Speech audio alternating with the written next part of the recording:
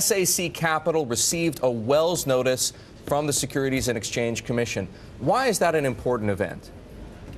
It's a very important event because it signals the fact that the staff of the Enforcement Division of the SEC believes that it has enough information to recommend that the Commission allege violations of the federal securities laws. That in turn puts SAC in a position of having to defend its prior conduct and also, given the reports, having to defend its conduct to investors and would-be investors. Harvey, based on your experience as chairman of the SEC, how frequently are Wells notices actually followed by litigation? Because as I understand it, a Wells notice is an indication or a signal of the SEC's intention or threat, perhaps, to sue, but no guarantee that a suit will be filed.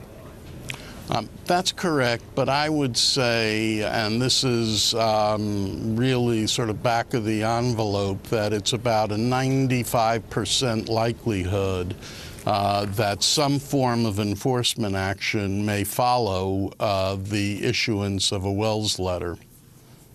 Do you think it will center back to hedge fund manager Steve Cohen in the end? Do you think that the SEC finally has a reason to look into him specifically at this point?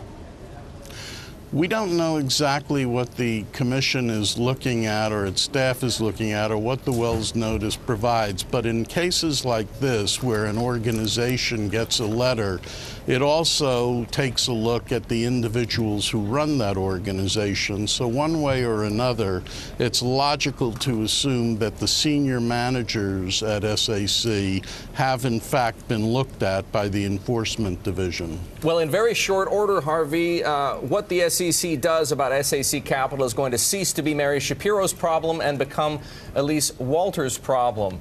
She is going to be the chairman because she's already been confirmed by the Senate as a commissioner. She doesn't have to go through that process for at least another year. Talk to us about the efficacy of enforcement under Mary Shapiro and Robert Khuzami, who was, up until recently, a presumptive candidate for the position of SEC chairman. Well, let me say, first of all, I think that over the past 4 years, Chairman Shapiro and Rob Khuzami have done an outstanding job of revitalizing the SEC's enforcement program.